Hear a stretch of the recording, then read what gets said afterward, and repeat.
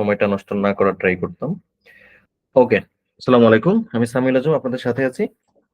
তো যেটা বলছিলাম যে রিটেনের যে ক্লাসগুলা বা রিটেনের যে প্রশ্নের কথা বলছিলাম, রিটেনের প্রশ্ন দেখলে প্রথমে খুব ভয় লাগে যে এত লেখা কিভাবে লিখবো বা এত কষ্ট করে পিলি পাস করবো, রিটেন তো উতরানো সোজা না।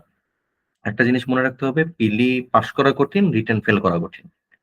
পিলি পাস করা কঠিন, সো এখানে জাস্ট আপনার পাস করতে হবে। রিটেন ফেল করা কঠিন, তার মানে এখানে আপনার ফেলের ভয় নেই, আপনার মার্ক উঠাইতে হবে এবং ওই মার্কটাই আপনার ভাইবার সাথে যুক্ত হবে। এবং আপনারা খেয়াল করবেন কিনা যে বিসিএস এ ফ্রি হ্যান্ড রাইটিং খুব গুরুত্বপূর্ণ একটা ভূমিকা রাখে। মানে প্রিলিমিনারি তো প্রিলিমিনারি, একে এক নাইলে জিরো, কিন্তু আপনার রিটেনের যে অংশটা সেখানে প্রচুর ফ্রি হ্যান্ড রাইটিং আছে। মানে সে জায়গায় আপনার মুনশিয়ানা দেখতে চাবেন একজন, মানে কত সুন্দর আপনি উপস্থাপন করেন, কত সুন্দর আপনার উপস্থাপনা, কত সুন্দর আপনার বাক্যের গঠন, আপনি বাক্য ভুল করেন কিনা, গ্রামাটিক্যাল মিস্টেক করেন কিনা, একটা জিনিসের ভূমিকা, মধ্যবর্তী অংশ এবং উপসংহার, এই জিনিসগুলো আপনি মেনটেন করে একটা বহমান ধারায় কোন একটা লেখাকে প্রেজেন্ট করতে পারেন কিনা। কারণ বাস্তব জীবনে, মানে চাকরি বাকরির জীবনে আপনারা যখন যাবেন তখন দেখবেন যে রিটেন অনেক কিছু লিখতে হয়। একটা নোট লিখতে হইতে পারে, আপনার একটা প্রতিবেদন লিখতে হইতে পারে, আপনার একটা তদন্ত লিখতে হইতে পারে, আপনার কোথাও স্পিচ দিতে হইতে পারে আপনি প্রধান অতিথি থাকলে। সুতরাং রিটেন যে বিষয়টা, এটাকে কোনো সময় মনে করবেন না পরীক্ষার বিষয়, মনে করবেন যে লাইফ লং একটা স্কিল। আপনি কত সুন্দরভাবে অনেকগুলো কথা গুছিয়ে বলতে পারেন, এবং গুছিয়ে বলতে পারার একটা আলাদা কদর আছে, আলাদা ভ্যালু আছে। সেটা যখন আপনারা মানে এই আর্ট বা এই মাস্টারিটা শিখবেন, সেটা শুধুমাত্র রিটেন নয়, আপনাদের সারা জীবনে কাজে দিবে। সুতরাং রিটেন লেখাটাকে সবসময় খুব একটা প্যাশনেট একটা জিনিস হিসেবে দেখবেন, যে আমি খুব প্যাশনেট, আমি শিখতে চাই কিভাবে লিখতে হয়, কিভাবে ফ্রি হ্যান্ড রাইটিং লিখতে হয়। তো আমাদের ক্লাসটা শুরু করব আমরা। আমরা মূলত ফোকাস দিব যে আপনাদের জানেন যে আহ, বাংলা বাংলা এবং ইংরেজি এই দুইটা সাবজেক্টে আপনাদের কিন্তু দুইটা রচনা আছে, বড় বড় 50, 50, 100, যদি আমি ভুল না বলে থাকি। 100 মার্ক কিন্তু 900 মার্কের মতো অনেক পার্সেন্টেজে, মানে দুইটা রচনাই প্রায় 100 মার্ক, অনেক পার্সেন্টেজ। সেই রচনা দুইটা কিভাবে ভালো করতে পারা যায়, এবং একই সাথে যখন আপনারে যখন কোনো সুনির্দিষ্ট বিষয়ের উপর, টপিকের উপর, যেমন ধরেন প্যারাগ্রাফ লিখতে দিল বা সামারাইজ করতে দিল, সেই জিনিসগুলো কিভাবে পারা যায় সেটি নিয়ে আমরা একটু একটু আলোচনা করব উদাহরণের মাধ্যমে। হ্যাঁ, সো প্রথমে আমরা যেটা নিয়ে কথা বলবো সেটা হলো উন্নয়নের অগ্রযাত্রায় বাংলাদেশ মেগা প্রকল্প সমূহ। আমাকে যদি এরকম কোনো কিছু নিয়ে লিখতে দেয়, নর্মালি খেয়াল করবো যে রিটেনে অনেক কিছুই আসে সরকারের অগ্রযাত্রা রিলেটেড। এটা বাংলায়ও আসে, ইংলিশেও আসে, বাংলাদেশ বিষয়বলিতেও আসে, আন্তর্জাতিক বিষয়বলিতে আছে, সব জায়গায় আছে। ঠিক আছে, যে সরকারের উন্নয়নমুখী কোনো একটা বিষয় নিয়ে আপনাদের লিখতে দেয়। যে আপনি জানেন কিনা, আপনি তো সিভিল সার্ভেন্ট হবেন, তাই না? সিভিল সার্ভেন্ট মানে হচ্ছে সরকারের খাস লোক। তো সেই খাস লোক হইতে গেলে সরকারের বিভিন্ন প্রজেক্ট, সরকারের উদ্যোগ, সরকারের অর্জন, সরকারের সম্ভাবনা, এই পজিটিভ জিনিসগুলো অনেক বেশি জানতে হবে এবং লেখায়ও সেই জিনিসটা উপস্থাপন করতে হবে। তো উন্নয়ন অগ্রযাত্রায় বাংলাদেশ যে বিষয়টা, মানে মেগা প্রকল্প সমূহ, উন্নয়নের অগ্রযাত্রায় বাংলাদেশ তখনই আসছে যখন বাংলাদেশ বড় বড় মেগা প্রকল্পের মাধ্যমে আমাদের একটা ব্যাকবোন তৈরি করার ট্রাই করা হয়েছে। আমাদের একটা ভালো সড়ক যোগাযোগ ছিল না দেশের দক্ষিণ পশ্চিমাঞ্চলের সাথে অন্যান্য অংশে। আমাদের রেল যোগাযোগ অবস্থা খারাপ ছিল। আমাদের পাওয়ার পাওয়ার পাওয়ার কনজাম্পশন এত বেশি ছিল যে পাওয়ার জেনারেশনটা আসলে পারছিল না কুলিয়ে উঠতে। সেখানে বড় বড় বিদ্যুৎ কেন্দ্র হওয়া শুরু করলো। আমাদের নতুন একটা পোর্ট হইলো আমদানি রপ্তানি বাড়ানোর জন্য। এই জিনিসগুলো আসলে সরকারের মেগা প্রকল্প সমূহ, এবং এগুলো উন্নয়নের অগ্রযাত্রায় বাংলাদেশকে নিয়ে যাচ্ছে। তো আপনারা যখন এরকম কোনো লেখা শুরু করবেন রিটেনের, তখন চেষ্টা করবেন শুরুতে একটা উক্তি দিতে। যেহেতু উন্নয়নের অগ্রযাত্রায় বাংলাদেশ সরকারের কোনো একটা জিনিস, সুতরাং সরকারের কোনো গুরুত্বপূর্ণ ব্যক্তি, তার কোনো একটা কোটেশন দিয়ে আপনি সুন্দর মতো শুরু করতে পারেন। সেই কোটেশনটা যদি হয় মাননীয় প্রধানমন্ত্রী শেখ হাসিনা, তাহলে খুবই ভালো। কারণ তিনি হচ্ছেন সরকার প্রধান, ঠিক আছে, এক্সিকিউটিভ ডিভিশনের হেড। সুতরাং তার একটা উক্তি দিয়ে আপনি শুরু করতে পারেন। দেশ এখন উন্নয়নের মহাসড়কে, উন্নয়নের ঐতিহাসিক দিক সন্ধিক্ষণে দাঁড়িয়ে উন্নয়ন বিশ্বের রোল মডেল এখন বাংলাদেশ। দেখেন, অনেক ক্ষেত্রে যেটা হয়, আমরা উক্তিটা অবশ্যই দেব, মাননীয় প্রধানমন্ত্রী বলছে এরকম কোনো কিছু, কোনোদিনও বলেন নাই এরকম কোনো কিছু বানায় আমরা দিতে যাব না। কিন্তু একটা লাইন বলতে পারি যে অনেক ক্ষেত্রে অনেক সময় মানে পজিটিভ কথা অনেক সময় কেউ ধরতে পারে না যে এটা বলছেন কি বলছেন না। এতটুকু আমি বলবো, এর বেশি কিছু বলবো না। শুধু বলবো যে যতটুকু তিনি বলেছেন সেটা বলাই ভালো, এদিক সেদিক না বলাই ভালো বেশি। তো এরকম একটা হ্যাঁ, এক্ষেত্রে কোটেশন দিয়ে, যদি উক্তির মানে বিভক্তি বা কিছু একটা যোগ হয় বা বিয়োগ হয়ে যায়, যেমন সেক্ষেত্রে যেমন কি হবে? পুরো ও একটা একটা ওয়ার্ড, দুইটা ওয়ার্ড। ওয়ার্ড একটা মানে ওয়ার্ড হ্যাঁ লাইনটা হ্যাঁ, লিখতে বুঝতে গিয়ে পেরেছি। তখন ওয়ার্ড একটু ওলটপালট হলো আর কি, এটা সমস্যা মাথা নেই, থেকে তো থাকে। না না সমস্যা নেই, কিচ্ছু হবে না, কিচ্ছু হবে না। ঠিক আছে, আপনি মূল ভাবটা ঠিক রেখে যদি লিখেন তাহলে হবে। আমার এক ফ্রেন্ড তো দেখতাম যে ও বানায় লিখতো, সেগুলো আবার এরকম এরকম টিক মার্কও হইতো, আবার সে ক্যাডারও হয়েছে। ঠিক আছে, আমি আপনাদের বললাম যে কতটুকু পর্যন্ত আসলে করা যায়। আর আমি আপনাদের বলবো যে অ্যাটলিস্ট মানে মূল ভাবটা যেন ঠিক থাকে। এই ওয়ার্ড মড এদিক সেদিক হোক সমস্যা নেই, বানান টানান এদিক সেদিক হোক সমস্যা নেই, কিন্তু মূল ভাবটা যেন এক থাকে, পজিটিভ কিছু মানে পড়ে যেন মনে না হয় যে না তো এরকম কোনো কিছু তো তিনি বলতে পারেন না। ঠিক আছে, ওকে, এরকম হইলে হবে। ওয়ার্ড টোয়ার্ড সমস্যা হলে কোনো সমস্যা নেই, একটু মানে লিখলে সমস্যা নেই। যাও, আমরা পরবর্তীতে আসছি যে বাংলাদেশ গত 1 দশকের বেশি সময় ধরে কৃষি, শিল্প, সড়ক যোগাযোগ, তথ্য প্রযুক্তি ও টেলিযোগাযোগের ক্ষেত্রে যে অভাবনীয় উন্নয়ন করে চলেছে তা এক কথায় অসাধারণ ও অভূতপূর্ব। দেখেন, প্রথম লাইনটারে বলা হয় পাঞ্চিং লাইন। আপনি যখন এই লাইনটা পাঞ্চ করবেন, এই এক লাইন সবাই পড়ে। মানে আপনারা জানেন কিনা জানি না, যারা খাতা দেখে তারা কিন্তু পুরো খাতাটা দেখে না, বুঝছেন, বিশেষ করে রিটেন অংশে। যে জায়গাটা আপনার ফ্রি হ্যান্ড রাইটিং, সেই জায়গাটায় পুরো অংশটা সে কিন্তু দেখে না। সে সেই অংশটা দেখে যে অংশটা তার মনোযোগ থাকে। তো একটা খাতার একটা কোন একটা সুনির্দিষ্ট অ্যান্সার, ধরেন অ্যান্সার টু দ্য কোশ্চেন নং 8 বা 5 নং প্রশ্নের উত্তর, সে যখন শুরু করে প্রথম কিছু লাইন খুব সুন্দর পড়ে। এটা মানে খুব কমন একটা জিনিস, আপনারা যখন কারো খাতা দেখবেন তখন দেখবেন বিষয়টা, প্রথম কিছু লাইন খুব সহজে পড়ে। এবং এই লাইনগুলো তারে বুঝাইতে হয় যে না আমি খুব ভালো লেখক। আপনি যদি এই লাইনগুলো তারে বুঝাইতে না পারেন, তাইলে সে পুরাটা এক টানে পড়ে ফেলবে এবং আইডিয়া করবে যে আপনি ভালো লেখেন না, অথচ হয়তো মাঝখানে কোনো একটা জায়গায় আপনি খুব ভালো লেখা শুরু করছেন। সো আমার পরামর্শ হয়েছে রিটেনের প্রথম যে অংশটা, সেই অংশটা খুবই গুরুত্বপূর্ণ। প্রথম এক পেজ, প্রথম এক প্যারা, প্রথম লাইন, এগুলো খুবই ইম্পর্টেন্ট। এই লাইনগুলাই বানানের ভুল তো করা যাবে না, লাইনগুলো খুব ক্যাচি হতে হবে। ঠিক আছে, পাঞ্চিং লাইনটা অবশ্যই খুব ক্যাচি হইতে হবে। এটা আপনি অনেকভাবে পারবেন, মানে আপনি মূল জিনিসটা যদি জানেন যে ক্যাচি হইতে হবে, পাঞ্চিং হইতে হবে, তাহলে দেখবেন যে আপনি যখন লিখতেছেন মাথার মধ্যে কোনোভাবে সে সাজায় ফেলতেছে না এটা ক্যাচি হইতে ভাইয়া, হবে এটা। এই ক্ষেত্রে হ্যাঁ। হচ্ছে ধরেন ইংলিশ কোনো টপিক বা ফোকাস রাইটিং বা যে কোনো কিছু হুম। কোটেশন দিয়ে কি শুরু করা উচিত, নাকি ডিরেক্ট লেখা দিয়ে ফোকাস সেটিং মাঝখানে? এর ক্ষেত্রেটা একটু আলাদা, ফোকাস সেটিংটা একটু আলাদা। ফোকাস সেটিং এ কোটেশন শুরুতে না দেওয়াই ভালো। মানে দিলে এমন না যে কেটে দিবে। মানে ফোকাস সেটিং বলে আসলে কোনো ফরম্যাট নেই। ফোকাস সেটিং মানে কোনো একটা নির্দিষ্ট টপিকের উপর আপনি ফোকাস থাকবেন, এদিক সেদিক দৌড়াবেন না। তো আমি বলবো যে ফোকাস সেটিংটা আপনারা এটা এড়ায় যান, এটা দিয়ে শুরু করবেন না। আমি যেটা বলছিলাম যে রচনার জন্য এসে রাইটিং, মানে ইংলিশ রচনার জন্য। ইংলিশ হলেও কি হ্যাঁ কোটেশন দিয়ে শুরু করবো? হ্যাঁ, ইংলিশে আমি কোটেশন দিয়ে শুরু করবেন, কোনো সমস্যা নেই। রচনা যখন হবে, এই যে 20 মার্ক, 30 মার্ক, 50 মার্ক বা 10 মার্কের যে রচনাগুলো আসে বা প্যারাগ্রাফও লিখতে বলে, আপনি এটা দিয়ে শুরু করতে পারেন। কিন্তু এক্সেপ্ট ফোকাস, ফোকাস জিনিসটা হচ্ছে যে শুরুতেই একটা মানে ওরকম কোটেশন না দেওয়াই ভালো। ফোকাসটা বাদে বাকিগুলো যেগুলো বড় বড় রাইটিং, এসে রাইটিং কিংবা রচনা লেখা, সেগুলো আপনি একটা কোটেশন দিয়ে শুরু করতে পারেন, কোনো সমস্যা নেই। ওকে, তো প্রথমে যেটা বললাম যে শুরুর লাইনগুলো একটু ক্যাচি বা পাঞ্চিং হইতে হবে। তো সেখানে আপনি ভালো ভালো কথা নিয়ে আসবেন। ভালো ভালো কথা বলতে কিছু কিছু বাজিং ওয়ার্ড আছে, যেমন জিডিপি, ঠিক আছে, দৃষ্টান্ত, তারপর অর্থনীতিতে মেগা প্রকল্প, হ্যাঁ, সুফল পালো, পদ্মা সেতু, metro rail, Karnaphuli tunnel, Rooppur পানাময়, দেখেন প্রথম দিকেই সব ভালো ভালো কথা বলে ফেলতেছে। পরবর্তীতে কি হবে, এই কথাগুলো এলাবোরেশন হবে। আমি রামপাল নিয়ে বললাম, মাতারবাড়ি নিয়ে বললাম, এটা নিয়ে বললাম, ওইটা নিয়ে বললাম, কিন্তু প্রথম প্যারায় বা প্রথম আপনার পেজে যদি এই জিনিসগুলো থাকে, সাথে সাথে ওই যে স্যারের যতক্ষণ যে ধৈর্য ছিল, সে ধৈর্যের মধ্যে মোটামুটি বোঝা যায় যে না ছেলেটা মূল মূল জিনিসগুলো জানে। এরপর সে মূল মূল জিনিসগুলো নিয়ে আলোচনা করবে। তো স্যারের মাথায় প্রথমে এই ইমপ্রেশনটা তৈরি করে দেওয়া জরুরি। সো কি শিখলাম আমরা, যে প্রথম দিকে রিটেনে আমরা ইমপ্রেশন ক্রিয়েট করব। কিভাবে? ভালো ওয়ার্ড দিয়ে, ভালো বাক্য দিয়ে, আই ক্যাচি ওয়ার্ড দিয়ে, ঠিক আছে, গুরুত্বপূর্ণ জিনিস দিয়ে। এটা মাথায় রাখবেন, ঠিক আছে। রিটেনের আপনাদের প্রথম টোটকা, ইমপ্রেশন তৈরি করবেন প্রথম দিকে, পরের দিকে স্যার হয়তো পড়বেই না।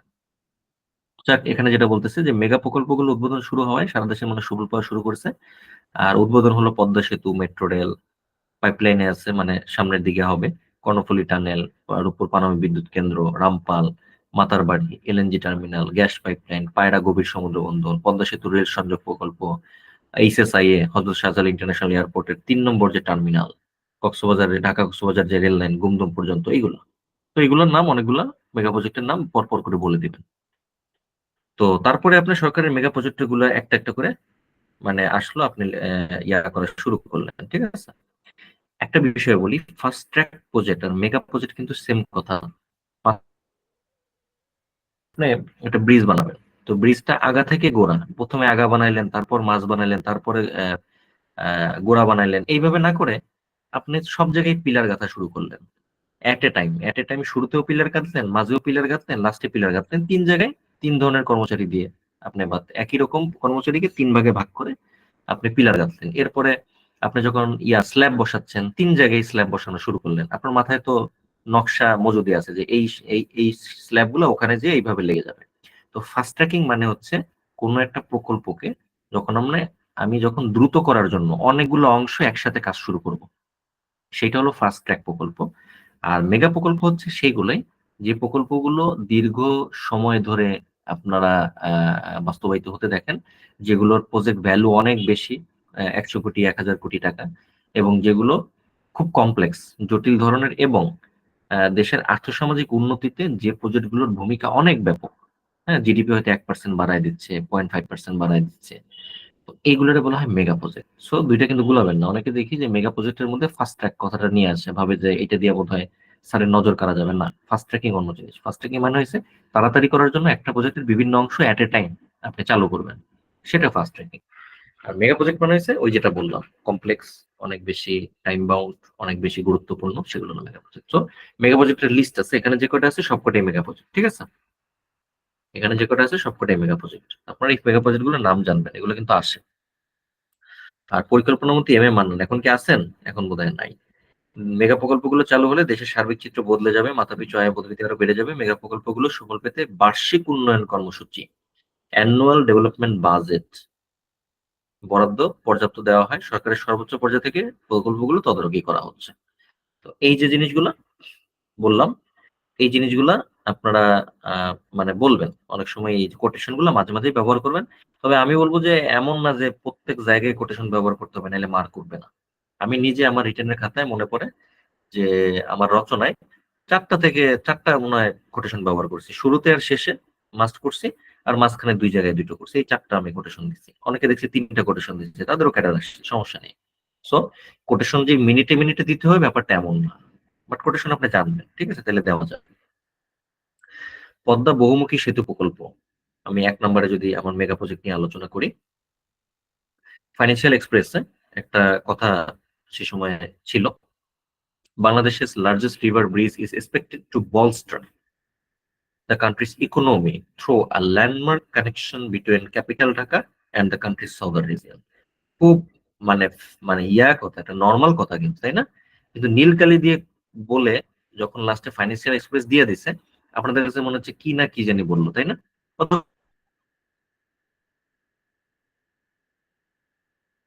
কথাটা কিন্তু খুব সোজা, একটা সাধারণ মানুষও বোঝে, তাই না? বস্টার মানে হচ্ছে উন্নত করা, অবস্থা ভালো করা, মানে বিকরণ করা, এরকম আর কি। তো প্রথমেই পদ্মা বহুমুখী সেতু প্রকল্পের কথা আসলে, যে পদ্মা সেতু একটা বড় অবকাঠামোগত প্রকল্প, সেটা বলবেন। এটার ফলে যে গেম চেঞ্জার সেটি আপনারা ব্যবহার করবেন, ঠিক আছে? এরপরে দেখেন, এক নজরে পদ্মা বহুমুখী সেতু প্রকল্প, এটার দৈর্ঘ্য, প্রস্থ, নির্মাণকারী প্রতিষ্ঠান, নির্মাণ শুরু শেষ, ব্যয়, উদ্বোধন চালু, সবগুলো আপনি এখানে ছোট্ট করে দিয়ে দিতে পারেন, কোনো সমস্যা নেই। এই ধরনের আপনারা যদি দেন, কোনো সমস্যা নেই, এটাই হলো ডাটা। তারপরে এই সেতুটা যে দ্বিতল সেটা উল্লেখ করলেন, কয়টা পিলারে কয়টা স্প্যান আছে উল্লেখ করলেন, হ্যাঁ, নিচ দিয়ে ট্রেন চলাচল করে, হ্যাঁ, কোন জায়গার সাথে কোন জায়গায় কানেক্ট করছে, মুন্সিগঞ্জের লৌহজংয়ের সাথে মাদারীপুর শরীয়তপুর জেলাকে যে যুক্ত করছে, 21টা জেলার মাধ্যমে যে সরাসরি কানেক্টিভিটি যুক্ত হইলো, এই কথাগুলো বলে এটার গুরুত্বটা বর্ণনা করবেন। এবং নিচে আলাদা করে প্যারা করতে পারেন যে পদ্মা বহুমুখী সেতু প্রকল্পের গুরুত্ব। এখন একটা প্রশ্ন আসে যে ভাই, রচনা যখন লিখবো তখন পয়েন্ট গুলা কি এরকম বোল্ড করে, মানে কালো কালি দিয়ে এরকম করে লিখবো? আমি বলবো যে লেখেন। কারণ হচ্ছে কি, একজন স্যার যখন খাতা দেখেন তখন তার কাছে খুবই বিরক্তিকর লাগে যে তিনি বুঝতেছেন না যে কোন জায়গায় কি হচ্ছে, মানে রচনার কোন অংশে আমি গুরুত্ব লিখছি, কোন অংশে অপকারিতা লিখছি, এটা যখন বুঝেন না তখন তার জন্য বিরক্তির কারণ হয়। তো রচনা যখন লিখবেন আপনারা এই জিনিসগুলো এইভাবে লিখবেন, ছোটবেলার মতো করে, সমস্যা নেই কোনো। কম্পোজিশন, এটা লেখার সুনির্দিষ্ট ওরকম নিয়ম নাই যে আপনি বড় বড় বোল্ড করে পয়েন্ট করতে পারবেন কি পারবেন না। আমি বলবো যে পয়েন্ট করেন, তাহলে স্যার বুঝে যে না 12টা পয়েন্ট লিখছে, না এই জায়গাটায় সে এইটা লিখছে, ওই জায়গায় ওইটা লিখছে। সেসব জায়গায় যেয়ে তিনি তার ইচ্ছা মতো পছন্দ মতো দেখতে পারেন। একজন পরীক্ষককে আপনি যত আরাম দিতে পারবেন সে তত ভালো মার্ক দিবে, তাতে যত প্যারা দিবেন তার চোখে যত কষ্ট হবে মার্ক তত কমবে। সো এই জিনিসটা মাথায় রাখবেন ডিটেল লেখার ক্ষেত্রে, যে খাতা দেখছেন তার আরাম যেন হয়, চোখের আরাম। আচ্ছা, পদ্মা বহুমুখী সেতু প্রকল্পের গুরুত্ব যদি বলি, যে জাতিসংঘ যে 15 বছর এসডিজি মেয়াদি এসডিজি বাস্তবায়নে বাংলাদেশ যে কাজ করতেছে, আহ, সেটার একটা অংশ ছিল এটা। 2041 সালে আমরা উচ্চ মধ্যম আয়ের স্বপ্ন দেখতেছি। তার মানে কি, দেশ উন্নত হইতে হবে, দেশের জিডিপি বাড়াইতে হবে, দেশের কানেক্টিভিটি তো ভালো রাখতে হবে, তাই না? তো একটা মাঝখানে যদি ফেরিঘাট থাকে, তাহলে সেটা দিয়ে তো আসলে অত উচ্চ আয় দেশ, স্মার্ট দেশ হবে না। সো পদ্মা বহুমুখী সেতু প্রকল্প বিভিন্ন কারণে গুরুত্বপূর্ণ। অভ্যন্তরীণ ক্ষেত্রে যে একটা বড় বিপ্লব হয়েছে, হ্যাঁ, দেশের এক অংশের সাথে আরেক অংশ আবহমান কাল ধরে, হয়তো 20,000 বছর ধরে আলাদা ছিল, সেটা আমরা কানেক্ট করে দিয়েছি। দেশের যে ট্রান্সএশিয়ান হাইওয়ে হওয়ার কথা আছে, অর্থাৎ পুরো এশিয়ার যে কানেক্টিভিটি, সেই জায়গায় যে আমরা একটা খুব নোডাল পয়েন্ট হয়ে গেলাম। হ্যাঁ, ট্রান্সএশিয়ান হাইওয়ে, ট্রান্সএশিয়ান রেলওয়ে, তারপর ভারত, ভুটান, নেপালের সঙ্গে সরাসরি যোগাযোগ যে সম্ভব, এই জিনিসগুলা চলে আসতে হবে। এদের জিডিপিতে যে 1.2% বেড়ে যেতে পারে, সেই কথাটা উল্লেখ করবেন। দক্ষিণ পশ্চিমাঞ্চলে জিডিপি আরো বেশি বাড়বে, 2.3, 1.2% বাড়বে ওভারঅল, আর 2.3 হচ্ছে ওই দক্ষিণ পশ্চিমাঞ্চলে যারা সরাসরি বেনিফিশিয়ারি। আর আমরা জানি যে আমাদের একটা পায়রা বন্দর আছে, হ্যাঁ, দক্ষিণে। তো সেটার জন্য ভালো একটা গুরুত্বপূর্ণ কানেক্টিভিটি রুট ছিল এইটা। হ্যাঁ, আমাদের যানবাহন পারাপার বেড়ে যাবে, মানুষ বেশি বেশি আসবে যেহেতু ফেরি নাই। হ্যাঁ, ফলে আমাদের জিডিপিতে অনেক বিলিয়ন ডলার যুক্ত হবে, যেটা প্রায় $10 বিলিয়ন মতো প্রতি বছর, অনেক হিউজ। আর এটা হয়েছে যে আমাদের দেশের অর্থনীতিতে একটা বড় প্রভাব ফেলবে, কারণ একটা সময় ধরেন ফেরি দিয়ে যখন একটা ট্রাক আসে, তখন সেই ট্রাকের যে মালামাল, সেই মালামাল গুলো কিন্তু খরচ বেড়ে যায়। যখন পদ্মা সেতু দিয়ে আসে, তখন তার খরচ খরচ কম পড়ে। আর যেগুলো হলো পেরিশেবল মাল, যেমন শাকসবজি, ফল, যেগুলা নষ্ট হয়ে যাবে, সেগুলো কম নষ্ট হয়, ফলে বাজারে এই ফলগুলো বেশি পরিমাণে থাকে, ফলে মানুষের সাধ্যের মধ্যে আসে। আমাদের দেশের সারা দেশে জানেন 100 ইকোনমিক জোন আমরা গড়ে তুলবো। যদি কানেক্টিভিটি ভালো না হয়, ইকোনমিক জোনে মানুষ যাবে, ইনভেস্টররা যাবে না। সুতরাং সেটার জন্য গুরুত্বপূর্ণ ছিল। পণ্য সেবার সহজ চলাচলের কারণে কি হচ্ছে সেটা আমরা উল্লেখ করব। হ্যাঁ, 21 জেলায় 3 কোটি মানুষ যে উপকৃত হচ্ছে সেটি আমরা উল্লেখ করব। পটুয়াখালীর পায়রাতে যে সমুদ্র বন্দর এবং পায়রা কেন্দ্রিক নানা যে বিষয়গুলো হচ্ছে, সেগুলোর জন্য একটা ভালো সাপোর্ট তৈরি করবে পদ্মা সেতু, কারণ এই অংশটায় মানুষজন পদ্মা সেতু হয়ে আসবে। আর প্রতি বছর দারিদ্র্য কমবে 0.84%। এটা খুবই ইম্পর্টেন্ট তথ্য। কতটুকু জিডিপি বাড়ে আর কতটুকু দারিদ্র্য কমে, ঠিক আছে? এই জায়গাটা কিন্তু খুবই ইম্পর্টেন্ট। পদ্মা সেতুতে ঘিরে যে বড় বড় পরিকল্পনা আছে, সেই জিনিসগুলো আমরা উল্লেখ করতে পারি। তো সার্বিক প্রভাব আপনারা এখানে এই যে জিডিপি বাড়তেছে, দারিদ্র্য কমতেছে, হ্যাঁ, যানবাহনের আহ, যানবাহন ফেরি চলাচল না করায় যে সাশ্রয় হইতেছে, সেগুলোর কথা আমরা উল্লেখ করব। তো এইগুলো বললেই মোটামুটি এটার গুরুত্ব, আঙ্গিক, এটার সম্পর্কে ডাটা, এটার ভবিষ্যৎ মোটামুটি বোঝা যাচ্ছে, তাই না? তো এরকম আর কি আমরা ফ্রি হ্যান্ড রাইটিং এ গুরুত্বপূর্ণ তথ্যগুলো দিব। মনে রাখবেন, আমরা হাতে সময় কম, অল্প সময়ে অনেক ভালো ভালো তথ্য যদি দিয়ে ফেলতে পারেন, তাহলে অনেক হাবিজাবি লেখা লাগবে না। হ্যাঁ, কনক্লুশন, এইটা সেইটা, হ্যাঁ, আমাদের স্বপ্ন, এইসব লেখা লাগবে না। আচ্ছা, এই পদ্মা সেতু নিয়ে যদি কারো কোনো প্রশ্ন থাকে, আমি একটু প্রশ্ন নিব। যদি আপনাদের পদ্মা সেতু নিয়ে এতটুকুর উপর কোনো প্রশ্ন থাকে, তাহলে আমি পরের মেগা প্রজেক্টটায় যাব।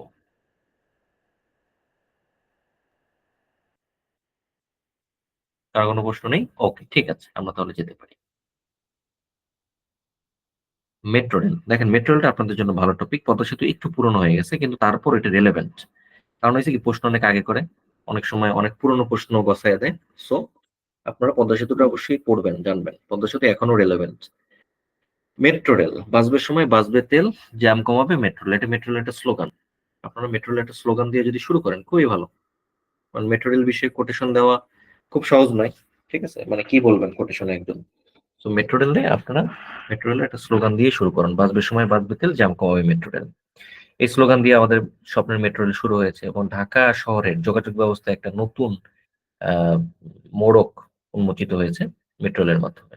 এবং বাংলাদেশে একটা ইতিহাস সৃষ্টি হলো। আমাদের আগে মেট্রো রেল ছিল না, এই প্রথম বাংলাদেশে আসলো। এবং মাননীয় প্রধানমন্ত্রী শেখ হাসিনার যে ডিজিটাল বাংলাদেশ, তার পরবর্তী বাংলাদেশ ভার্সন যে স্মার্ট বাংলাদেশ, সেইটার একটা আঙ্গিক কিন্তু এইটা। আর ঢাকার মানুষের জীবন মানে যে ব্যাপক পরিবর্তন আনবে, সেটি মেট্রো রেলের সবচেয়ে গুরুত্বপূর্ণ বৈশিষ্ট্য। এরপরে এক নজরে মেট্রো রেল, এক নজরে পদ্মার মতো এক নজরে মেট্রো রেলের আর কথা আপনারা বলতে পারেন। এটার দৈর্ঘ্য, অফিসিয়াল নাম, কারা অর্থায়ন করতেছে, সরকার ও জাইকা, বাস্তবায়নটা কারা করছে, DMRT, Dhaka mass transit company limited, station কয়টা, কোথান থেকে কোনখানে, নির্মাণ কাজের উদ্বোধন, হ্যাঁ, সবার জন্য চালু কত কত তারিখে, এগুলো আপনারা একটু দিয়ে দিবেন। তাহলে স্যার বুঝবে যে না, আপনি মেগা প্রজেক্টটা সম্পর্কে জানেন। মেট্রো রেলের যে গুরুত্ব, প্রথম গুরুত্ব যানজট নিরসন। সবাই বুঝতেছেন যে এট এ টাইম বিপুল পরিমাণ জনগণকে একটা মানে জ্যামের মধ্য দিয়ে না দিয়ে এক জায়গা থেকে আরেক জায়গায় নিয়ে যাচ্ছে, মানে ঢাকার এই মাথা থেকে ও মাথা, এইটা যানজট নিরসনে ব্যাপক ভূমিকা রাখবে। এটা বুঝতেই পারতেছেন। এখানে কিছু পরিসংখ্যান দিবেন যে ঢাকা শহরে যানজটের জন্য বার্ষিক $4.4 বিলিয়ন আমাদের খরচ হয়, যা বাজেটের প্রায় 10%, এটা নষ্ট হচ্ছে। আর প্রতিদিন প্রায় 3.8 মিলিয়ন কর্মঘন্টা নষ্ট হচ্ছে। তো এই কর্মঘন্টাটা আমি যদি কাজে লাগাইতে পারতাম, তাইলে যতটুকু আমার জিডিপিতে বাড়ে সেই পরিমাণটা অনেক বেশি, যে বাংলাদেশে প্রায় $2.6 বিলিয়ন সাশ্রয় করতে পারি যদি ওই 3.8 মিলিয়ন কর্মঘন্টার 60% আমি যদি কমাইতে পারি। ঠিক আছে, ঢাকার যানজট 60% কমানো মানে কর্মঘন্টাও 60% বাড়ানো। সো সেটা করতে পারলে $2.6 বিলিয়ন আমরা সাশ্রয় করতে পারি। এবং মেট্রো রেল প্রকল্পটা প্রতি বছর $2.4 বিলিয়ন আমাদের সাশ্রয় করবে, যা আমাদের জিডিপির 1.5% সমান। ঠিক আছে। এবং ঢাকা শহরে প্রায় 15 মিলিয়নের বেশি মানুষ, 1.5 কোটি মানুষ এটা সেবা গ্রহীতা হবে। কর্মসংস্থান সৃষ্টি হচ্ছে। মেট্রো রেলের যে আমরা জানি যে operating room, ticket counter, lounge, বর্জ্য ব্যবস্থাপনা, এইটা সেইটা, এসকেলেটর, লিফট, এগুলো করতে যে অনেক অবকাঠামোগত ব্যয় করতে হচ্ছে না, ফলে অনেক মানুষের কিন্তু কর্মসংস্থান হয়েছে এটা তৈরি করতে, যে আবার এটা অপারেট করতে গিয়েও অনেক মানুষের কর্মসংস্থান হবে। জিডিপিতে যে অবদান একটু আগে বলতেছিলাম যে আমাদের প্রায় 1.5%, আর একটু কম হবে 1%-এর মতো। নিরাপদ পরিবহন ব্যবস্থা, আমাদের নিরাপত্তা একটা বড় ইস্যু। আমরা যখন স্মার্ট হব, আমাদের গতিময়তার চেয়ে ইম্পর্টেন্ট হয়ে যাবে আমাদের নিরাপত্তা। সে নিরাপদ পরিবহন ব্যবস্থায় একটা বড় প্রভাব ফেলতেছে মেট্রো রেল। এবং রেল যাতায়াত এবং জাহাজ যাতায়াত পৃথিবীতে সবচেয়ে সেফেস্ট মোড অফ ট্রান্সপোর্ট, কিন্তু জাহাজ যাতায়াতের সমস্যা আছে, ধীরে ধীরে যায়। আর মেট্রো রেল হচ্ছে পুরাই মানে চমৎকার একটা জিনিস, সেটা একই সাথে সেফ, একই সাথে দ্রুত। এরপরে হচ্ছে যাতায়াতের সহজ মাধ্যম।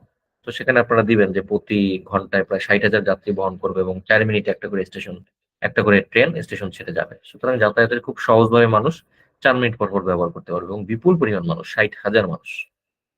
প্রযুক্তির ব্যবহার বৃদ্ধি। দেখেন, আপনারা জানেন যে উন্নত দেশগুলো যেটা করা হয় যে তাদের যে যাতায়াত ব্যবস্থাকে তারা ইন্টিগ্রেট করে, অর্থাৎ বাস, ট্রেন, তারপর অন্যান্য যে স্থলপথের, ঠিক আছে, ল্যান্ড বেসড, ঠিক আছে, এই সবগুলো তারা এমন ভাবে ইন্টিগ্রেট করে যে জনগণ খুব আরাম পায়। সেগুলা মানে এক জায়গা থেকে আরেক জায়গায় যায় সুনির্দিষ্ট একটা ট্রান্সপোর্টে, ওখান থেকে আরেক জায়গায় যায় আরেক ধরনের ট্রান্সপোর্টে। আবার সমন্বিত করেও জিনিসগুলো করা হয়। এই সমন্বয় করলে যেটা হয়, জ্যাম কমে, আমাদের ম্যানেজমেন্ট ভালো হয়। তো প্রযুক্তির ব্যবহার বৃদ্ধির মাধ্যমে আমরা যেটা করা হচ্ছে, পাবলিক ট্রান্সপোর্ট গুলো সবগুলো মিলে একটা উন্নত রুট সিস্টেম আমরা তৈরি করব, যে রুটে আসলে মানুষ খুব বাধাহীন ভাবে এবং কম টাকায়, সাশ্রয়ী সাশ্রয়ী পদ্ধতিতে এবং সাশ্রয়ী সময়, খুব অল্প সময় তারা যাতায়াত করতে পারবে। এবং মেট্রো রেলে জানেন যে খুব স্মার্ট ওয়েতে কিন্তু মেট্রো রেলে ওঠে এবং নামে, এবং মানুষজন কিন্তু প্রযুক্তি ব্যবহার করছে এই মেট্রো রেল ব্যবহার করতে গিয়ে, যেগুলো আসলে ভবিষ্যতে নতুন নতুন যে তাদেরকে ঘিরে যে পরিকল্পনা হবে, সেগুলো মানুষের সক্ষমতা বৃদ্ধিতে খুব ভূমিকা রাখবে। মানে আমরা নাগরিক হয়েছি, কিন্তু নাগরিক নানা রকম ফিচার, স্মার্টনেস আমাদের মধ্যে ছিল না। একটা মেট্রো রেল ব্যবহার করে সেই স্মার্টনেস গুলো চলে আসবে ভবিষ্যতে, যেটা অন্য বড় প্রজেক্ট কমপ্লিট করলে কাজে লাগবে। যেমন এমআরটি কিন্তু আরো অনেকগুলো হবে, একটা হয়েছে এরকম কিন্তু 6টা এমআরটি হবে। সো তখন কিন্তু মানুষজন ইউজ টু হয়ে যাবে, খুব সহজে ব্যবহার করতে পারবে। বাণিজ্য সম্প্রসারণ হচ্ছে, কারণ মানুষজন যত যোগাযোগ করতে পারতেছে, যাতায়াত করতে পারতেছে, তত সহজে তার পণ্য কিংবা নিজেকে বহন করতে পারছে। পরিবেশ দূষণ রোধ, কারণ মেট্রো রেল জানেন আপনারা বিদ্যুতে চলে, এবং এটার ভিতর যে কলাকৌশল আছে সেগুলো আসলে বিদ্যুৎ সাশ্রয়ী, ফলে পরিবেশ দূষণ রোধ করবে যেহেতু কোনো ধোঁয়া হচ্ছে না। স্মার্ট টিকিটিং পদ্ধতি, এটা আমাদেরকে আরো বেশি স্মার্ট বাংলাদেশের দিকে এগিয়ে নিয়ে যাচ্ছে। নারী ও প্রতিবন্ধীদের জন্য বিশেষ ব্যবস্থা রাখা হয়েছে। কারণ হচ্ছে এইটা আমরা জানি যে আমাদের দেশ যখন উন্নত হয়, তখন আহ সমাজের পিছিয়ে পড়া যারা, তারা কতটুকু সুযোগ সুবিধা লাভ করতে, সেটা একটা বড় কনসার্ন হয়ে দাঁড়ায়। সুতরাং তাদেরকে আমরা যখন আহ মানে উম, যখন মানে একটা চমৎকার পরিবেশ দেই নারী ও প্রতিবন্ধীদের জন্য, তখন আসলে উন্নত বিশ্বের কাছে আমরা আসলে একটু ভালো ইমেজ দাঁড় করাই যে বাংলাদেশ প্রতিবন্ধী, নারী, শিশু কিংবা সমাজে পিছিয়ে পড়া জনগোষ্ঠীর জন্য সরকারের বিভিন্ন উদ্যোগ আছে।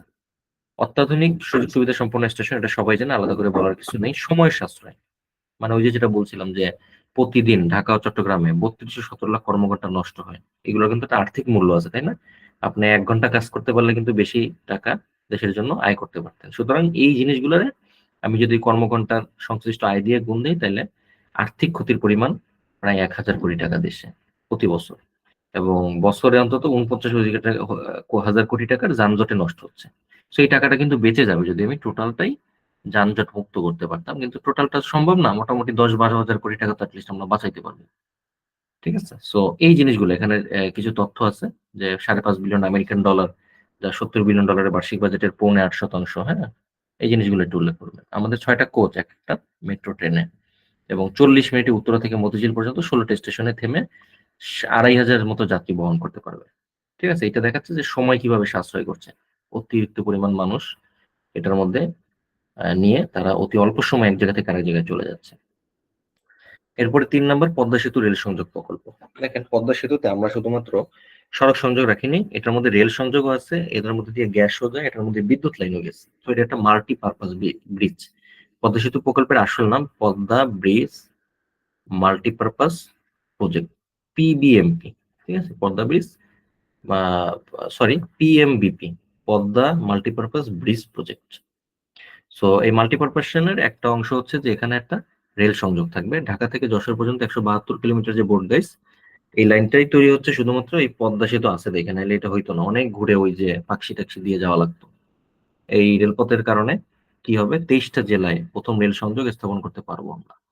এটা একটা এক নজরে দিবেন আপনারা। প্রকল্পের ব্যয় ৩৯,০০০ কোটি টাকা, রেলপথের দৈর্ঘ্য ১৭২, সংযোগ স্থান, নির্মাণ শুরু, অগ্রগতি। যেহেতু জিনিসটা এখনো চলছে, পুরোপুরি শেষ হয়নি। ঢাকা থেকে আপনারা যদি খুলনা কিংবা কুষ্টিয়া যান, দেখবেন যে পদ্মা সেতুর উপর দিয়ে এখন যাচ্ছে। কিছু অংশ ব্যবহার করা হচ্ছে। প্রকল্পের ৪৬% অগ্রগতি হইলেও এটা অনেক আরো বেশি বাড়ছে। এটা ৪৬ না, আপনারা একটু দেখে নেবেন। এটা সম্ভবত ৬৮ বা ৭০%, ৬৮% এর কাছাকাছি, আপনারা একটু দেখে নিবেন। এবং চীনের ঋণ দিয়ে যে ব্যবহার করছে সেটা আমরা বলবো, এবং কোন কোন জেলা মাঝখানে পড়ছে সেগুলো বলবো। ফরিদপুর, গোপালগঞ্জ, নড়াইল, যশোর, হ্যাঁ? এবং মানে এখানে মাঝখানে ৬৬টা ব্রিজ আর ২৪৪টা ছোট মাঝারি ব্রিজ কালভার্ট যে তৈরি হয়েছে সেগুলো আমরা উল্লেখ করবো। আর আমরা জানি যে আমাদের দেশে সব জেলায় কিন্তু রেল সংযোগ নাই, ৪৩টা জেলায় আছে। এবং আমাদের একটা টার্গেট হয়েছে ২০৩৫ সালের মধ্যে ৬৪ জেলায় রেলপথ সম্প্রসারণ করবো আমরা। এই টার্গেটের একটা গুরুত্বপূর্ণ কানেক্টিং পয়েন্ট হচ্ছে কিন্তু পদ্মা সেতু, যার মাধ্যমে ২৩টা জেলা যুক্ত হইতে থাকবে। এবং পদ্মা সেতুর মাধ্যমে কিন্তু ভারত বাংলাদেশের মধ্যে যে রেল যোগাযোগ, যেটা নিয়ে অনেক কন্ট্রোভার্সি হচ্ছে, সেটি কিন্তু স্থাপন করা সম্ভব। এবং আন্তঃদেশীয় এই রেল সংযোগ এটা দুই দেশের বাণিজ্যের জন্য খুবই গুরুত্বপূর্ণ। এবং এটা পেট্রাপোল যশোর হয়ে পদ্মা সেতু দিয়ে ঢাকায় পৌঁছাতে পারে কলকাতা থেকে আগমন করে।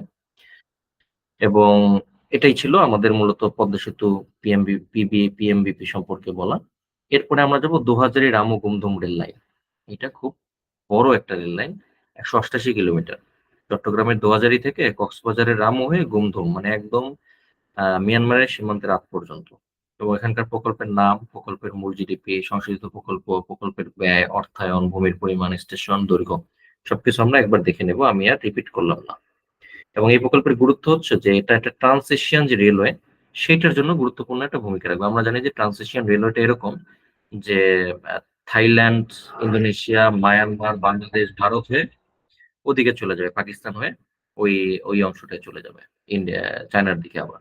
সো এইখানে কিন্তু মানে খুব বড় একটা ভূমিকা রাখবে আমাদের এই রামু দোহাজারী গুমধুম যে প্রকল্প। কারণ বাকি অংশগুলো দুই পাশে একটু যুক্ত করে দিলেই এটা কিন্তু ওই পুরা রেল নেটওয়ার্কে যুক্ত হয়ে যাবে। সো এটা কিন্তু ওই ট্রান্সিশন রেলের জন্য খুব গুরুত্বপূর্ণ একটা প্রজেক্ট। এবং এটা তৈরি করতে যেয়ে কি হচ্ছে, সাঙ্গু, মাতামুহুরী, বাকখালী নদীর উপর ৩ টা বড় সেতু নির্মাণ হয়ে যাচ্ছে। ওই এলাকার মানুষের জন্য খুব সুবিধা হচ্ছে। ঠিক আছে? উড়াল সেতু তৈরি হচ্ছে এই প্রজেক্টের জন্য। ফলে সেটাও দেশে ওই অঞ্চলের মানুষের জন্য খুব সুবিধার কারণ হয়ে দাঁড়াচ্ছে। সামগ্রিক অর্থনীতিতে একটা বিপ্লব আনতে পারে ওই অঞ্চলের আঞ্চলিক অর্থনীতিতে। ঠিক আছে? সো এটাই ছিল আমাদের রেললাইন প্রকল্পের গুরুত্ব এবং এটার যে কিছু ডাটা। এরপরে আমরা রূপপুর পারমাণবিক বিদ্যুৎ প্রকল্পের কথা যদি বলি, ২৪০০ মেগাওয়াট সবাই জানেন, তাই না? ১২০০ মেগাওয়াটের ২ টা প্ল্যান্ট কিন্তু। ১২০০ গুণ ২, এটা হচ্ছে ২৪০০ মেগাওয়াট। এবং এটা কে বানাচ্ছে? রাশিয়ার অ্যাটমিস্ট্রো এক্সপার্ট। তাদের সাথে চুক্তি ছিল আমাদের যে তারা আমাদের বানায় দিবে। তো এক নজরে আমরা যদি দেখি যে অবস্থা নির্মাণাধীন, নির্মাণ শুরু ৯ সালে, নির্মাণ ব্যয় ১,১৩,০০০ কোটি টাকা। বিপুল টাকা। মালিক বাংলাদেশ পরমাণু শক্তি commission, Bangladesh atomic energy commission, BAEC. এদের সদর দপ্তর কিন্তু ঢাকা টিএসসি তে। পরিচালক নিউক্লিয়ার পাওয়ার প্ল্যান্ট বাংলাদেশ লিমিটেডের পরিচালক, পারমাণবিক বিদ্যুৎ চুল্লি কেন্দ্রের ধরন, যে জল চুল্লি, চুল্লি সরবরাহকারী রোসাটম, কুলিং উৎস পদ্মা নদী, বিদ্যুৎ উৎপাদন তৈরি, ভিভিইআর 1200। আমার স্টিল মনে আছে, আমি যখন এটা নিয়ে কোনো একটা পরীক্ষা লিখছিলাম এইভাবে লিখে দিয়েছিলাম ভিভিইআর 1200, পরীক্ষায় টিকছিলাম, ওটাই চাকরি হয়েছিল। সো এরকম আপনি লিখে দিবেন মাঝে মাঝে, মানে টার্ম গুলা, যেটা বলে যে ইঞ্জিনিয়ারিং টার্ম গুলা। এটা সম্ভবত কি ভ্যাসার ভ্যাসার কি জানি বলে এটারে, আমার ঠিক মনে নাই। পানি পানি সাইকেল, যাও। ইউনিট, 2টি ইউনিটের প্ল্যান ছিল এবং তাপীয় ক্ষমতা 3200 মেগাওয়াট টোটাল। এবং আমরা কিন্তু উৎপাদন করবো 2400, যদিও 3200-তে যাওয়া যাবে ধীরে ধীরে। অবস্থান রূপপুর, ঈশ্বরদী, পাবনা। ইউনিট 2টা তো জানেনি। আর যেটা হচ্ছে 2025 সালের মধ্যে আমরা এটা চালু করব, ঠিক আছে। এবং এর আয়ুষ্কাল 60 বছর ধরা হয়েছে।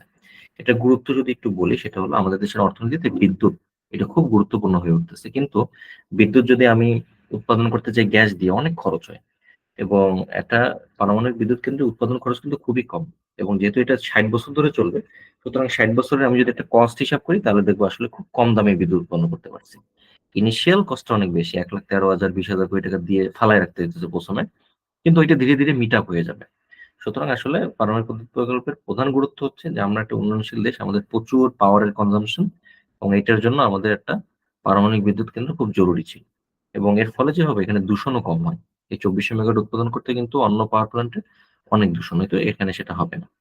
এবং যেটা হচ্ছে যে আমরা নতুন একটা প্রযুক্তি সম্পর্কে জানলাম, কিভাবে এটা হ্যান্ডেল করতে হবে। ভবিষ্যতে আরো পারমাণবিক বিদ্যুৎ কেন্দ্র স্থাপন করলে সেটা আমাদের জন্য খুব সুবিধা হবে, কারণ ওই কর্মচারীরা সেটা জেনে গেল আগে থেকে। পায়রা সমুদ্র বন্দর নির্মাণ প্রকল্পে আমরা চলে যাচ্ছি। এইটার প্রকল্পের অগ্রগতি প্রায় 90% মতো। আপনার 83% ভুল, একটু দেখে নেবেন, সম্ভবত 90%। অবস্থান কলাপাড়া, কর্তৃপক্ষ পিপিএ, পায়রা পোর্ট অথরিটি, ব্যয় 3982 কোটি টাকা। এখানে এখন তো ব্যয় একটু বেড়ে গেছে, 4300 কোটি টাকা। এবং 24 সালের জুন মাসে প্রকল্পের কাজ প্রায় শেষ হওয়ার কথা, জুন মাস চলে গেছে, এখনো শেষ হয়নি বোধ হয়। এবং আমাদের টার্গেট হচ্ছে 16 মিটার একটা ড্রেজিং চ্যানেল মানে তৈরি করা, যার ফলে 16 মিটার ড্রাফটের জাহাজ আসবে। বড় বড় ড্রাফটের জাহাজ আসা মানে সেগুলো অনেক কম খরচে আমরা সরবরাহ করতে পারবো আমাদের পণ্যগুলো বহির্বিশ্বে। ফলে আমাদের পণ্যের কি হবে, পণ্যের যেহেতু কম খরচে আমরা বিদেশে নিতেছি, কম দামে বেচতে পারবো। ফলে মানুষজন বেশি বেশি কিনবে, যার ফলে আমাদের দেশে বেশি বেশি উৎপাদন হবে। এটাই টার্গেট, যে পায়রা সমুদ্র বন্দরের মাধ্যমে আমাদের মানে ব্যবসার যে সক্ষমতা সেটা বাড়ানো। এর গুরুত্বটা আমরা একটু দেখে নেবেন, যে সমুদ্র সম্পদ আহরণ, সুনীল অর্থনীতি, আমরা যেটাকে বলি ব্লু ইকোনমি, সেইটার একটা বেনিফিট নেওয়ার জন্য আমাদের ভালো ভালো পোর্ট দরকার। এবং কোন একটা অঞ্চলে যখন বন্দর হয়, তখন কি হয় জানেন, সেখানে আশেপাশে শিল্প কারখানা গড়ে ওঠে। কারণ শিল্পপতিরা ভাবেন কি, যে কাছেই তো বন্দর, তাহলে ওখানে যদি আমি একটা কলকারখানা বানাই, তাহলে ওখানে জিনিসটা উৎপাদন করে আমি জাহাজে চাপাই বিদেশে নিয়ে যাব, অনেক ডলার আয় করবো। সুতরাং কোন একটা জায়গায় যখন এরকম পোর্ট হয়, তখন আশেপাশে প্রচুর বিনিয়োগকারীরা চলে আসে প্রাইভেট সেক্টরে, তারা এসে বড় বড় ব্যবসা প্রতিষ্ঠান করে। ফলে ওই অঞ্চল তো উন্নত হয়, দেশের এক্সপোর্টে একটা বড় ভূমিকা রাখে, ঠিক আছে। এবং পায়রা যদি পুরোপুরি চালু হয়, দেশের জিডিপি 2% বৃদ্ধি পাবে। মাতারবাড়ি কয়লা বিদ্যুৎ কেন্দ্র, এটা মাতারবাড়ি ইউনিয়নে অবস্থিত, ঢালঘাটা ইউনিয়ন, মাতারবাড়ি। এবং 1200 মেগাওয়াট, 600 মেগাওয়াটের দুটো। এবং শেষ হবে 2026 সালে। প্রকল্প ব্যয় 51,000 কোটি টাকা। দেখেন, এটা আলট্রা সুপার ক্রিটিক্যাল ইউএসসি এই প্রযুক্তিতে তৈরি, এবং প্রতিনিয়ত 1200 মেগাওয়াট বিদ্যুৎ উৎপন্ন করবে। এবং এইটা যেটা হচ্ছে যে আমাদের চট্টগ্রাম রিজিয়নে প্রচুর বিদ্যুতের চাহিদা, কারণ প্রচুর পরিমাণে কলকারখানা গড়ে উঠছে। সুতরাং এই বিদ্যুৎ কেন্দ্রটা করাটা জরুরি ছিল, যার ফলে এই অঞ্চলের ইন্ডাস্ট্রি গুলো বিকশিত হবে, ঠিক আছে। আর যেটা হচ্ছে, এটা করতে যে আমাদের একটা ভালো কাজ হয়েছে, যে আমাদের একটা আরেকটা গভীর সমুদ্র বন্দর যেটা হওয়ার কথা মাতারবাড়িতে, সেটা তৈরি করতেছি। কারণ এই যে যে মাতারবাড়ির যে কয়লা আনবো, সেটা আনার জন্য একটা চ্যানেল করা হয়েছে। পরবর্তীতে সরকার দেখলো এই চ্যানেলটা একটু যারা একটু গভীর করি, তাহলে তো গভীর সমুদ্র বন্দর হয়ে যায়। ফলে একটা গভীর সমুদ্র বন্দর কিন্তু হয়ে যাচ্ছে এই মাতারবাড়ি প্রকল্প করতে চেয়ে। আচ্ছা, এরপর যদি বলি মৈত্রী সুপার থার্মাল পাওয়ার প্ল্যান্ট। আচ্ছা, আপনারা অনেকে আছেন বোধহয়, আপনাদের যদি বোরিং লাগে আমাকে একটু বলবেন, আমরা গল্প করব। 4-5 জন আছেন। আপনাদের কি মাতারবাড়ি নিয়ে কোনো ধরনের কনফিউশন আছে, যে এই প্রজেক্ট কেন, বা কি? থাকলে এখনই ক্লিয়ার হয়ে নিতে পারেন যে কোনো ধরনের প্রশ্ন এই প্রজেক্ট গুলো সম্পর্কে।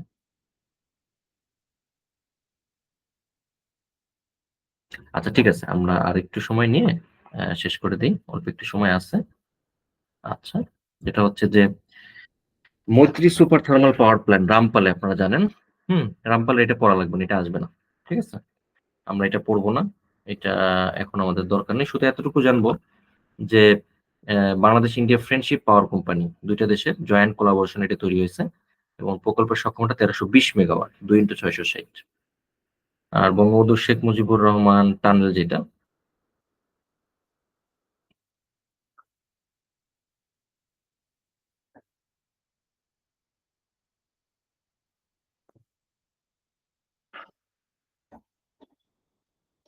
বঙ্গবন্ধু শেখ মুজিবুর টানেলের কথা যদি একটু বলি, যে আপনারা জানেন যে একটা নদী একটা শহরকে দুইটা ভাগে ভাগ করে দেয়।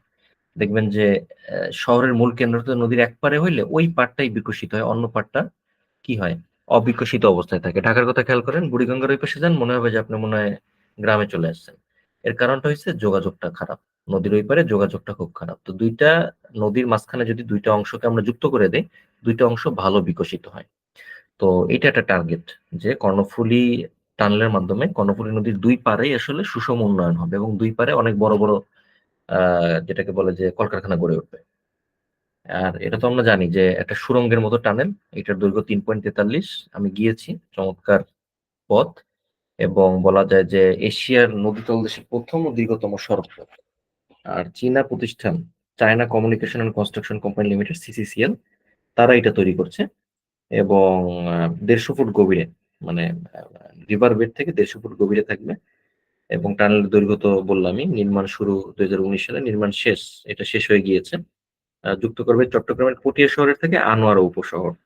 ফলে এই দুইটা উপশহর যখন যুক্ত হবে, তখন এখানে ওয়ান সিটি টু টাউন একটা মডেল, সেটা রূপ পাবে, প্রকৃত রূপ পাবে। এবং ওই অংশটা অনেক অনেক বেশি ইনভেস্টমেন্ট আসবে, বিদেশি ইনভেস্টমেন্ট, দেশি ইনভেস্টমেন্ট, নতুন নতুন কলকারখানা গড়ে উঠবে। এটা হয়, যোগাযোগ ব্যবস্থা ভালো করে দেন কোনো জায়গায়, দেখবেন মানুষজন এসে টাকা নিয়ে ওখানে বড় বড় ইয়া বানায় ফেলতেছে, বিজনেস সেন্টার বানায় ফেলতেছে। তো যোগাযোগ ব্যবস্থায় যে বড় উন্নয়ন ঘটবে সেটা তো আমরা জানতেছি। হ্যাঁ, চট্টগ্রাম অঞ্চলে নতুন কর্মসংস্থান সৃষ্টি হবে, শিল্পায়ন, পর্যটন শিল্পের বিকাশ হবে, দারিদ্র্য দূরীকরণ হবে। ঠিক আছে, তো এই জিনিসগুলো আমরা ফোকাস করব। ঢাকা এলিভেটেড এক্সপ্রেসওয়ে, বাংলাদেশের প্রথম এলিভেটেড এক্সপ্রেসওয়ে, যেটা আসলে শাহজালাল আন্তর্জাতিক বিমানবন্দর থেকে শুরু করে কুড়িল, বনানী, মহাখালী, তেজগাঁও, মগবাজার, কমলাপুর, সায়দাবাদ হয়ে ঢাকা চট্টগ্রাম মহাসড়কের কুতুবখালী এলাকায় গিয়ে শেষ হয়েছে। এবং টোটাল দৈর্ঘ্য 46.73 কিলোমিটার, এবং ব্যয় হবে 8,21,122 টাকা, মানে প্রায় 8,000 কোটি টাকার মতো। নাম প্রকল্পের নাম, প্রকল্পের রুট, অর্থনৈতিক প্রভাব এবং বিনিয়োগকারী প্রতিষ্ঠান, first Dhaka elevated expressway company limited, এগুলো আমরা একটু জানবো। আর এগুলো সবকিছু জানার দরকার নেই, চুক্তি স্বাক্ষর, সংসদীয় চুক্তি দরকার নেই। বিনিয়োগকারী আর্থিক অবস্থা, বিনিয়োগকারী প্রতিষ্ঠান 2019 সালে চায়না এক্সিম ব্যাংকের সাথে একটা $461 মিলিয়ন চুক্তি করে, এবং এর সাথে $400 মিলিয়ন সহ মোট $861 মিলিয়ন মোট ঋণ চুক্তি হয়। এর মধ্যে $382 মিলিয়ন ছাড় হয়েছে, এটা দিয়ে এটা তৈরি হয়েছে, এবং সেটা আমাদের দেশে স্পেশালি ঢাকা শহরের যানজট কমাতে ব্যাপক ভূমিকা রাখছে। সা- এবং মূল সংক্ষিপ্ত একটু বর্ণনা দিবেন, যে 19.73 কিলোমিটার মূল, আর 27 কিলোমিটার হয়েছে র্যাম, এইটা মিলে টোটাল ওই 43 কিলোমিটার হয়। আর প্রথম ধাপ কি হবে, দ্বিতীয় ধাপ, তৃতীয় ধাপ, এগুলো আপনারা একটু দেখবেন। ঠিক আছে, আমরা আরএসটিপি এই কথাটা উল্লেখ করবেন যখন আপনারা এই পরিবহন সেক্টর নিয়ে লিখবেন, যে কৌশলগত পরিবহন পরিকল্পনা। ঠিক আছে, রিভাইস স্ট্র্যাটেজিক ট্রান্সপোর্ট প্ল্যানিং। কৌশলগত পরিকল্পনা হচ্ছে যে আমরা কিভাবে আমাদের ঢাকা শহরটাকে, যেটা আমাদের দেশের মূল ধারা বলা যায়, মূল হার্ট, সেটাকে আরো সুন্দর, সেটাকে আরো বেশি গতিশীল করতে পারি।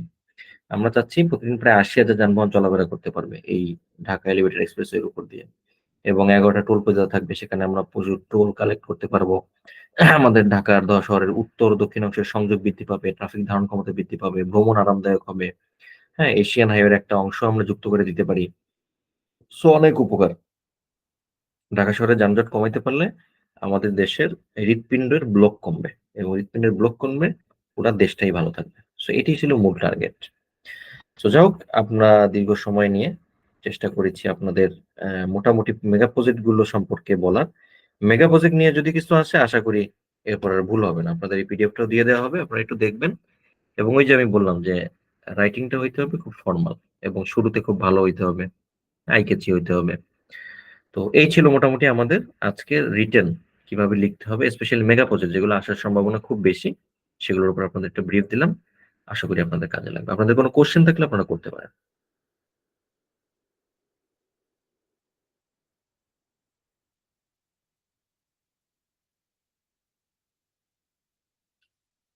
আচ্ছা, আশা করি কোনো প্রশ্ন নেই।